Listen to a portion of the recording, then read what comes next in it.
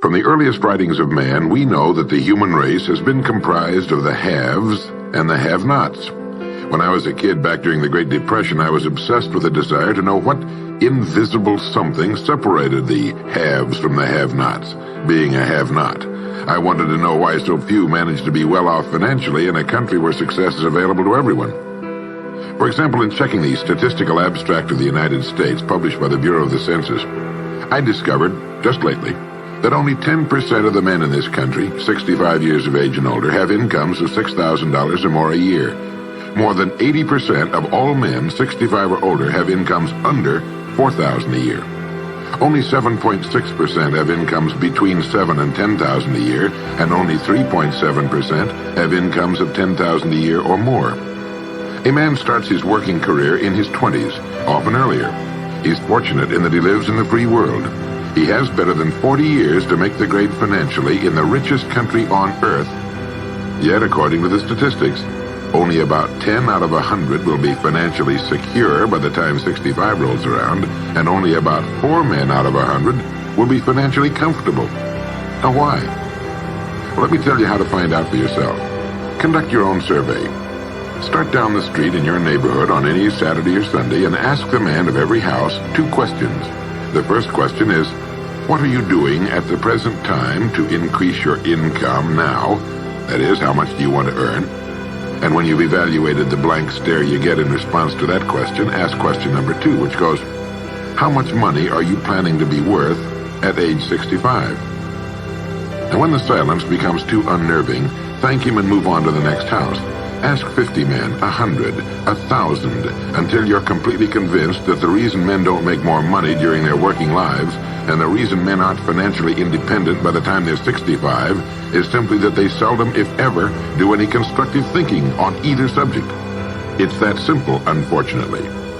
The reason it's so easy to earn far more money than the average man earns in this country is that so very few are going about it the right way. This is a race without enough contestants to bother about. The few who are really in the race can all be winners. Some will finish ahead of the others, but even the man who finishes last in this race will be financially secure. Most people, more than 90%, aren't even in the race. To prove it, ask yourself the 2 survey questions.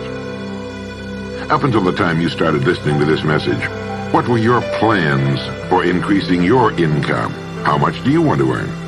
And how much money had you decided to be worth by the time you're 65? You see, people who earn large incomes aren't lucky, and they're not crooks as those without money are so fond of pretending, nor are they endowed with more brains or talent necessarily than their friends and neighbors, nor are they privy to occult secrets, and only a very few were lucky enough to have had rich fathers or grandfathers. Most of the people earning the big incomes today started the same way you and I did, and most other people. The only difference between the men who earn big incomes and those who earn small incomes is that those earning big incomes decided to earn more. They're the people who made it their business to earn more.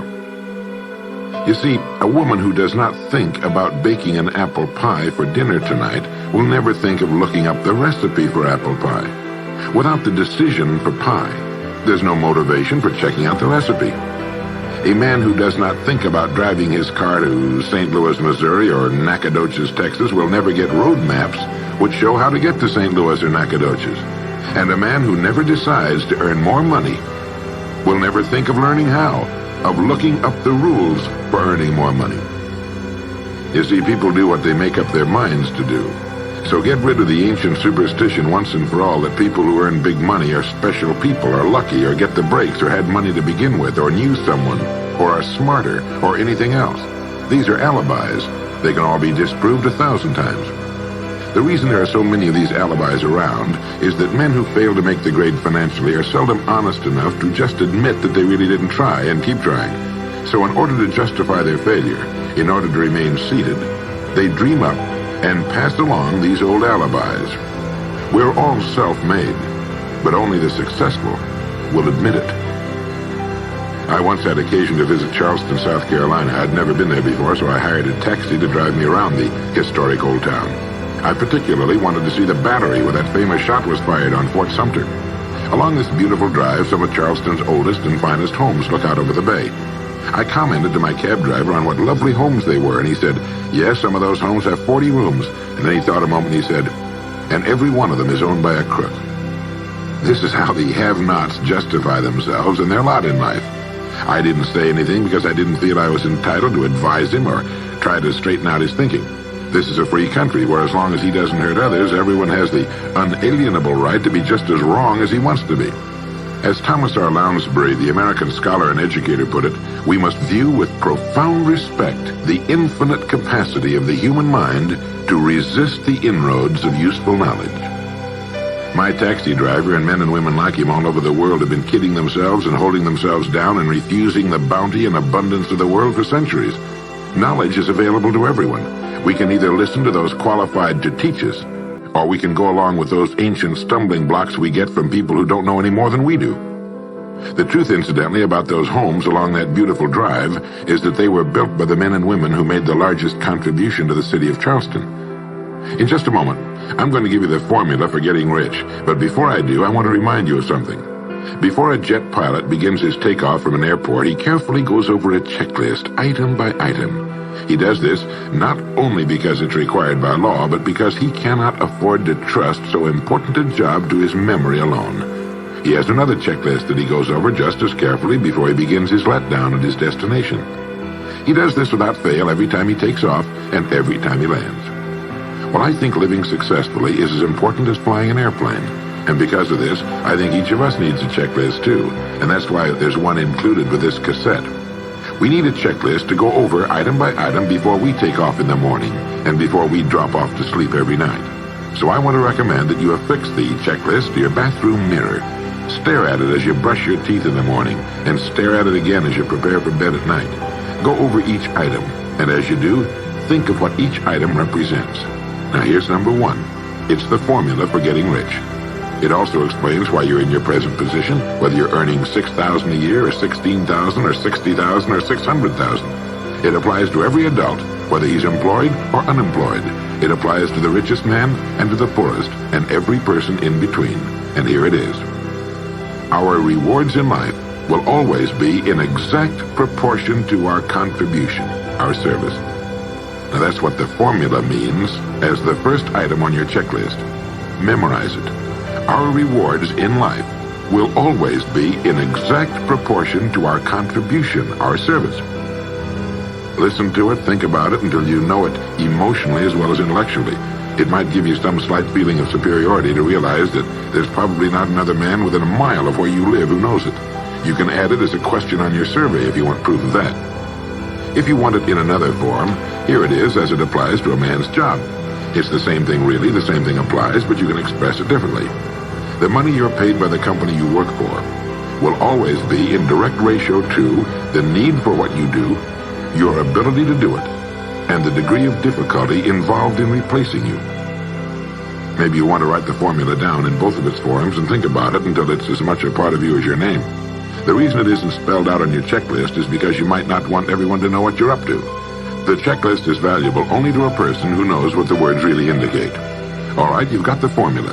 As you think about it, its meaning will become clearer to you. With the formula, there are two rules which must be applied to properly use it. This formula, together with the two rules, is your recipe or your roadmap to earning all the money you really want. Now let's take a look at item number 2 on your checklist. And I'm serious about your putting this checklist on your mirror. You'll notice it's pressure sensitive. Item number 2, the gold mine. The Pulitzer Prize-winning playwright Archibald MacLeish in his play The Secret of Freedom wrote, "The only thing about a man that is a man is his mind. Everything else you can find in a pig or a horse." Strong words, aren't they? But as long as you live, you'll never hear a truer statement. The key to every human being's success lies in his mind, the gold mine between his ears. One idea can make you rich. A lot of good ideas can move you steadily upward in the work you do, and ideas are free. And just think, there's nothing now being done commercially that will not be done better, much better in the years ahead. Next year's homes and most of what's in them will be better than this year's. Next year's cars will be better. Next year's manufacturing, distributing, marketing, and selling and advertising should be better. Nothing is now being done as well as it must be done in the future, and every innovation, every new improvement will be somebody's brainchild. Now, what's your specialty? How many good ideas have you come up with during the past year? If you continue on as you have in the past, where will you be and what will you be earning, say, a year from now, 5 years from now? Every day of our lives, we walk or drive by more opportunity than we could develop in a lifetime, in 50 lifetimes. Back in the 20s, Sinclair Lewis wrote that you can kidnap a man, blindfold him, take him to any city in the country with a couple of notable exceptions, put him in a chair in the downtown area, take off his blindfold, and he could sit there a week and not be able to tell you what town he's in. The streets are all alike. The buildings are all alike. The businesses all look alike. This is still largely true today. The reason for this being that most businessmen in this country are playing a game called follow the follower. If a man goes into business, no matter what line it happens to be, the first thing he does is make certain that his place of business, outside and inside, looks exactly like every other place of business of that type in the country. Do you know why? It's because he's been playing copycat since he was a year old and does it without thinking about it. For the same reason kids dress alike in school. He wants to be one of the gang. He doesn't necessarily examine all the business establishments in his field and pattern his on the one outstanding example, the one that inspires him, the one that he can really believe in. He just does what everybody else in his business is doing, and by this simple process, he guarantees his own mediocrity. Whose drum are you marching to, if indeed you're marching to anyone's, and why? Remember, whatever you now do for a living will be done differently, quite differently a few years from now. Never in the history of mankind have the opportunities for all of us been so great. But the great majority of people will be the beneficiaries of progress, not those who bring it about. Which group are you going to belong to? If you want to be a contributor, not just a beneficiary, here's the first rule. It appears on your checklist as the gold mine. So, think. Think deliberately and with a purpose. Use the gold mine between your ears. Begin by thinking at a special time every day. Back during the Depression, a New York lumber dealer was growing rich while other lumber dealers were going broke. When asked how he did it, he said, "Every evening when I get home, I close myself up in a quiet room, sit in a comfortable chair, and ask myself, how will my business be conducted 10 years from now? Then I try to do it now." Instead of competing with every other lumber dealer, which is what they were doing, he was creating. He was doing the very thing man was designed to do, the very thing man does best. A company growing at the rate of 10% a year will double its size in less than 8 years. But a man can improve his effectiveness 50% or 100% a year or more. The experts tell us that every one of us has within him deep reservoirs of ability, even genius, that he habitually fails to use. Well, let's begin now to reach into these deep, rich areas of pure net profit and use more of our real abilities. Let's think. Here's the best way I've found to make yourself think. Start getting up a little earlier than you're accustomed to. Right off the bat, this gives you extra time that 95% of the men in this country are not using at all. 1 hour earlier a day gives you 6.5 extra 40-hour weeks a year. But at this time in the morning, take a refreshing shower, dress, get yourself a fresh hot cup of coffee if you're a coffee man, and then sit down to a clean sheet of paper. At the top of the paper, write your financial goal. Now, this is the amount of money per year you intend to earn soon. Incidentally, you might like to keep this to yourself, too. It's nobody's business but yours. Then, start to think. Think about your goal and what it'll mean to you and your family. Then see how many ideas you can come up with to help you reach that goal. Ideas to improve what you now do for a living. Ways of increasing your contribution to match your income goal. You know, jobs don't have futures. People do. No matter what line of work you may be in, there is within it more than enough opportunity to last a lifetime. You don't have to think of brand new ideas or revolutionary new ways of doing things, although you well might come up with some. Think of ways of improving what is now being done. If you are to increase your income by the amount you specified, you must find ways of increasing your contribution, your service. And the key to this is to be found in your mind, in that gold mine between your ears. Try for 5 ideas every morning and write them down. And save those sheets of paper in a special idea file. Many, perhaps most of your ideas will be worthless, but some of them will be very good. A few will be excellent, and every once in a while you will come up with something really outstanding. You see, 5 ideas a day is 25 a week if you don't think on weekends. Now that's more than 1,000 ideas a year. One idea can get you to that income you're shooting for. The law of averages swings so far in your favor you just can't miss. Try to develop a sense of expectancy. That is, try to hold the feeling that the goal you're shooting for is a sure thing, and that it's only a matter of time before it's realized.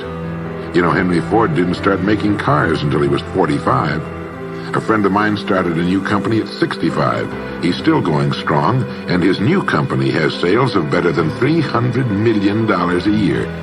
It's almost never too late. Try not to think of things outside of your own line of work or whatever it is you're most interested in. To think well and profitably, you must discipline your thinking. Keep it on course, controlled, keep it in one field, specialize. Now for the final item on your checklist. It appears as the word. And the word is attitude. Attitude has been called the most important word in the language. William James put it this way. He said, "The greatest discovery of my generation is that human beings can alter their lives by altering their attitudes of mind." Now this is something to think about. Can alter their lives by altering their attitudes of mind. It's another way of saying we become what we think about. Look at it this way. Your total environment, if you've been an adult for any appreciable period of time, your total environment is a reflection of you as a person. The house and the neighborhood in which you live, the car you drive, the clothes you wear, the job you do, the people with whom you regularly associate. Your total environment is an exact and merciless mirror of you as a human being. Now, if you feel your environment can stand some improvement, you have only to improve your attitude, and your world will gradually change to reflect the changing person. Here's how to change your attitude. Beginning now, begin to act as would the person you most want to become. Now that is, if you were already in possession of the goal you're shooting for, how would you conduct yourself in all of your affairs? Well, do it now, and tomorrow, and the next day. Begin now to act the part of the person you most want to become, and you'll end by becoming that person. Subtly, in little ways, in the way you dress, in the way you talk, in the unfailing courtesy you show to every person with whom you come in contact. Begin to act the part of the person who has already achieved that which you're shooting for. The German philosopher Goethe gave us the secret when he said, before you can do something, you must first be something. When you behave like the person you most want to become, the things that person would have will tend to come to you. It's simply cause and effect. Don't be in too big a hurry. It takes longer to build a skyscraper than a chicken coop. Build slowly, steadily, and well. Then when you make it, you'll keep it. You'll stay on top. Always be suspicious of the so-called get-rich-quick scheme or sudden success. Never forget that word, attitude. It's your attitude toward the people with whom you come in contact that will determine their attitudes toward you. The person with the great attitude toward life and the world is the person other people call lucky. He's not lucky. He's just using our old friend, cause and effect. His causes are excellent, and his effects have to be just as good. Well, that's it. 3 things to remember. 3 things to practice every day.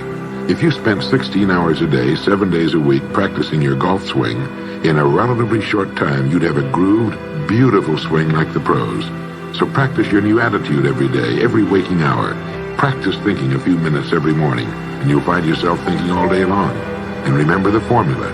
Our rewards in life will always be in exact proportion to our contribution, our service. Go over the ideas in this message every day until they're as much a part of you as your name and your temporary address. You'll notice that each time you listen, you'll hear something new. You'll get a new idea you failed to get before. This is Earl Nightingale, and thank you.